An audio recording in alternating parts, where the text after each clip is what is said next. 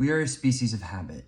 We know what we like, but we also know what we don't like. It's one of the reasons why we as humans, we tend to love what's familiar for us, whether that's within music, television, books, whatever platform of media you enjoy.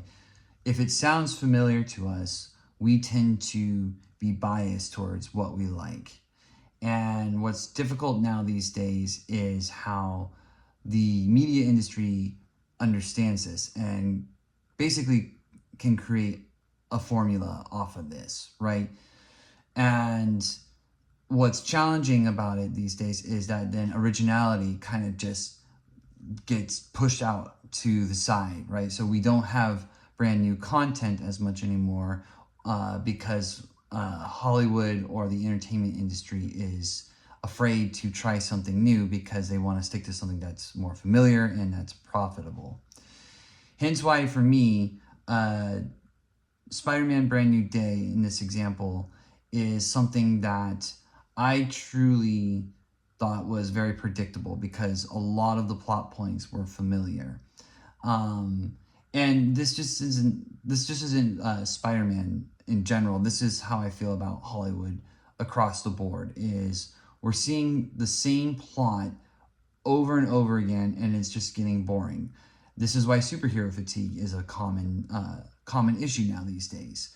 We see a superhero, we see that a problem occurs, and then at the end of it, or in the middle of it, we see the villain, and then this hero fights the villain, and then at the end near the end there's this big battle, chaos happens, and then the villain's defeated, and then it's resolved, and then life moves on. This is a spoiler warning, obviously, so if you haven't seen the movie, then stop watching. But I want to start with when we meet William Metzger. So when we meet William Metzger, right, one of the first things that we hear from him is when Spider-Man is interviewing him or having his meeting with the head of damage control, right? One of the questions that Spider-Man immediately asks is, what's in the vault in the back, right behind him? And we know right off the bat that he's lying, right? It's pretty easy to tell that he is lying right away, right? We've seen this in movies before, right? But the issue in this scenario is that it's told near the beginning, right?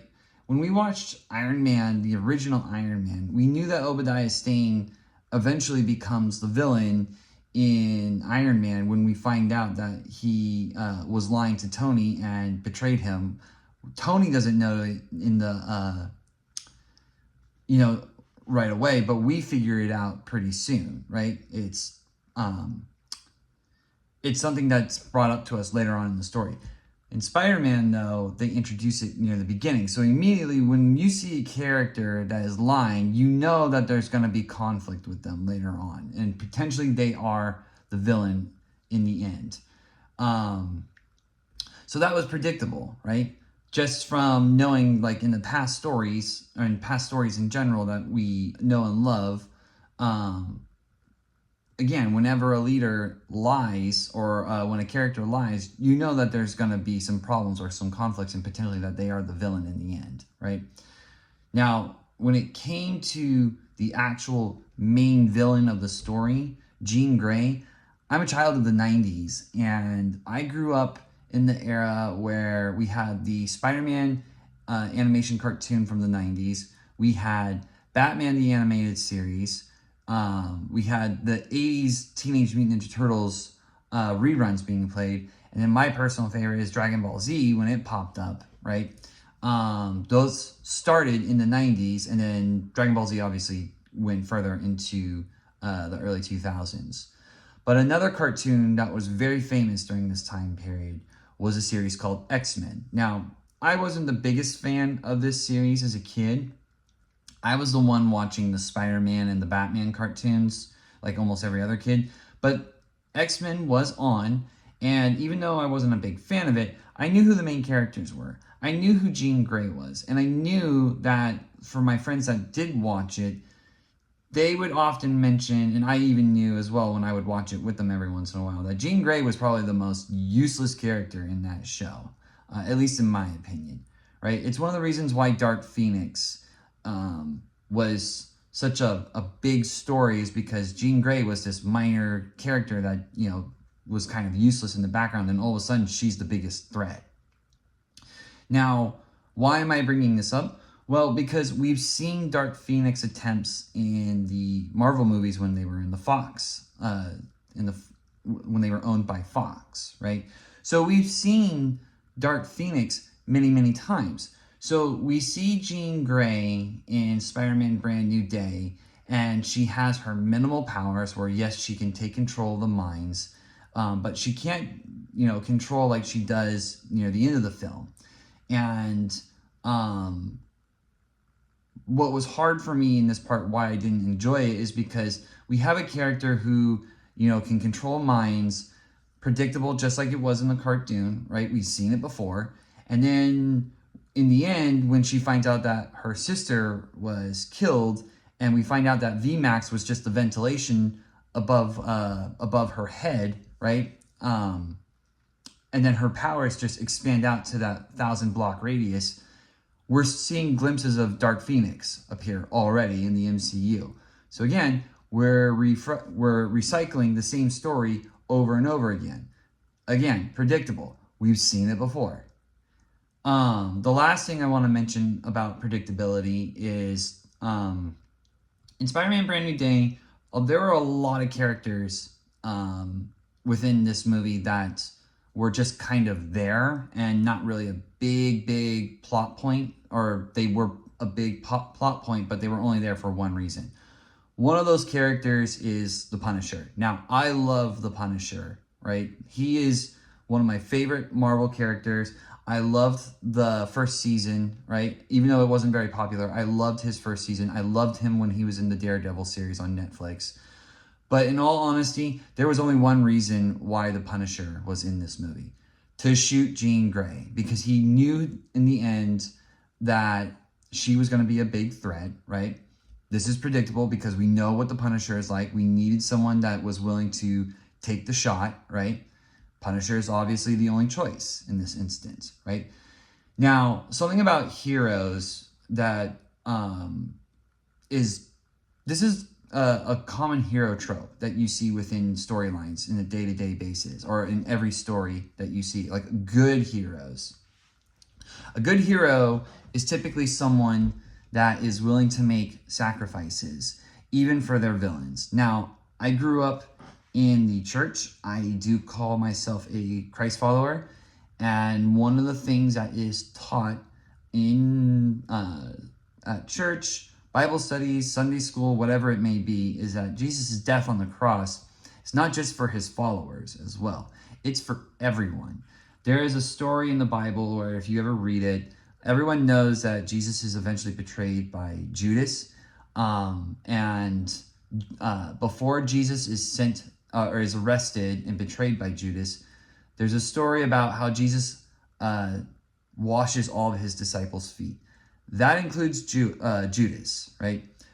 He's washing. It's a symbol about being a servant, right? It's a story about being a servant. And Judas, his feet are also being washed. Jesus is cleansing them from the dirtiest part of their bodies. So Jesus is making a sacrifice for even Judas, right? He knows that Judas is going to betray him, yet he still loves him, and he still shows Judas the love that he deserves, even though he doesn't deserve it, right? Or he gives the love that Judas doesn't deserve, right? But this isn't just related to the Bible. I mean, true heroes sacrifice themselves. It's biblical, but that doesn't just happen in the Bible. If you watch a show called My Hero Academia, it's a very popular anime. Midoriya sacrifices his one and only power to save Shigaraki, right? He gets rid of it so that he can save Shigaraki. It's the whole goal. And sorry, spoilers for My Hero Academia. It's the same sacrifices can be seen by Luke Skywalker when he refuses to give in to the dark side, even though he really wants to, and he throws his lightsaber away, right? And you can see The same thing if you watch Avatar, spoilers for Avatar, The Last Airbender, Aang is supposed to kill the Fire Lord, but instead he sacrifices what he wants to do, what everybody else wants to do. And what does he do? He takes his power away, right? So these heroes make sacrifices. And when I saw that the Punisher was in this film, it was clear to me that he was there for one goal. He was going to shoot Jean Grey, and Spider-Man was going to be the hero and make the sacrifice and take the bullet for her, right? It's a very common hero trope. You see it all the time. So do I think this movie is bad? No, I don't think it's a bad movie. But I think the issue, though, is that Hollywood, like I said, Hollywood keeps recycling the same story formula over and over again. I'm fine with that. There's nothing wrong with that. But what I would like to see personally, and I think is a good fix, is do what I call a mixed approach. You can take the same plot points and recycle them and use them, reuse them however you want. It's done all the time, as we see, right? But change it up a little bit, make it a little bit different, or just come up with your own story and use the same kind of plot devices, but don't make it obvious. Because if I'm guessing what it is, I'm sure there are a lot of people out there that are going to guess it as well. And you forget about these plot points or these stories or these songs or books or whatever it is, these TV shows. You forget about them within maybe a month or two, and then you move on to the next one, and it's just a money grab, right? And I understand that's fine with trying to make money. I have no problem with that. But I'm not going to talk about this movie probably within the next month or so. And I don't think it's a bad movie. I think the performances were fine. But if we want to move forward within the culture of film, movie, art, whatever it may be, it just needs to change. So, but what do you guys think? Do you enjoy this movie? Am I wrong? Like, do you guys don't think this movie was predictable? What are your thoughts? And just comment below. And if you haven't, I'd really greatly appreciate if you would subscribe if you are interested in more content. So, have a great day. Hope you're all doing well, and I'll see you soon.